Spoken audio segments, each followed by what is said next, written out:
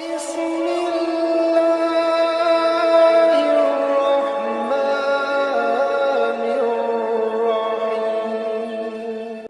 নামে কোরবানি দেওয়া যাবে কিনা, কোরবানির গোশত কতদিন ফ্রিজে রেখে খাওয়া যাবে, কোন কোন পশু দ্বারা কোরবানি করা জায়েজ, কোন কোন পশু দ্বারা কোরবানি করা জায়েজ ভাই? এটার উত্তর হলো, কোরবানি করা যাবে ওঁট দিয়ে, যদি ওঁটের বয়স হয় 5 বছর। কয় বছর? 5 বছর বয়সী ওঁট।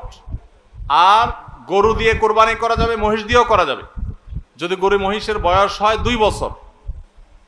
আর ছাগল দিয়ে, ভেড়া এবং দুম্বা দিয়ে কোরবানি করা যাবে যদি এগুলোর বয়স হয় 1 বছর।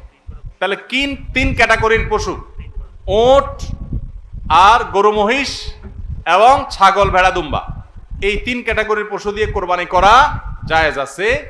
এবং এছাড়া অন্যান্য যেগুলো আছে, বন্য জন্তু অথবা অন্যান্য হালাল পশু, হাঁস মোরগ, এগুলা কোনোটা দিয়ে কোরবানি করা জায়েজ নাই। কোরবানি শুধুমাত্র ওইটা দিয়ে কোরবানি করা জায়েজ আছে, 3 ক্যাটাগরির পশু। কোরবানির গোশত কতদিন ফ্রিজে রেখে খাওয়া যাবে? কোরবানির গোশত কতদিন ফ্রিজে রেখে খেতে পারবেন? ভাইরা আমার, এটার কোনো লিমিটেশন নাই। এটা নির্ভর করবে আপনার রুচির উপরে। এটা নির্ভর করবে যে আপনি কতদিন রেখে নিজে খেতে চাচ্ছেন বা এটা কতদিন ভালো থাকে তার উপরে। অনেকে খুব বেশি দিন গোশত ফ্রিজে রেখে, মাছ ফ্রিজে রেখে খেতে পছন্দ করেন না। ভাইরা আমার, কোরবানির গোশত যেহেতু আল্লাহকে আমি দিয়ে দিয়েছি, এটা আসলে আমার কিনা গোশতের মতো না। অতএব এখানে আমি যেটুকু পাই ওইটুকুই আমার জন্য বেশি, এই মানসিকতা থাকলে তাহলে গোশতের মধ্যে লাভ লস আর হিসাব করার মানসিকতা আমাদের থাকবে না। কোরবানির পশুর গোশত বেশিরভাগই দান করে দিবেন। আপনি 3 ভাগের 1 ভাগ দান করলেন, 1 ভাগ আত্মীয় স্বজনকে খাওয়ালেন, আরেক ভাগ আপনি রেখে দিলেন। এটা হলো মুস্তাহাব, কিন্তু এটা জরুরি না। কেউ যদি বেশিরভাগও রেখে দেয় তার কোরবানি হয়ে যাবে।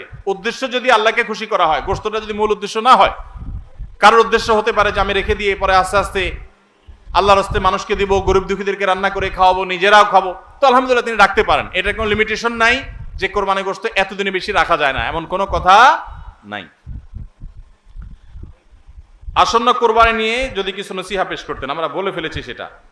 7 নামে কোরবানি দেওয়া যাবে কিনা, কোরবানি 7 নামে দিবেন কিনা? ভাইরা আমার, কোরবানি মূলত আল্লাহর নামে হবে, এটা আমাদের বলার ভুল। আমরা বলি 7 নামে কোরবানি, আসলে 7 নামে না, 7 জনের তরফ থেকে, 7 ব্যক্তির তরফ থেকে কোরবানি হয়, 7 ব্যক্তির পক্ষ থেকে কোরবানি হতে পারে। গরুতে, ওঁটে সর্বোচ্চ 7টা ভাগ হতে পারে, 7-এর নিচে হতে পারে, উপরে হতে পারে না। আবার ভগ্নাংশ হবে না, অর্থাৎ 1 ভাগ 2 জনে মিলে নিলে হবে না। বুঝে আসছে কথা? 3 ভাগ হতে পারে, 2 ভাগ হতে পারে, 7 ভাগ সর্বোচ্চ হতে পারে। 7 ব্যক্তির পক্ষ থেকে কোরবানি যথেষ্ট হবে। গরু এবং ওঁটে, মহিষে, এগুলোতে যথেষ্ট হবে। পরিষ্কার নবী করিম সাল্লাল্লাহু আলাইহি ওয়াসাল্লামের হাদিস রয়েছে। আজকাল অনেক আলেমরা এটা নিয়ে, বা কোন আলেমরা এটা নিয়ে মত পার্থক্য করেন, দুর্ভাগ্যজনক সেটা। এটা নিয়ে সংখ্যাগরিষ্ঠ ইমামদের দ্বিমত নাই।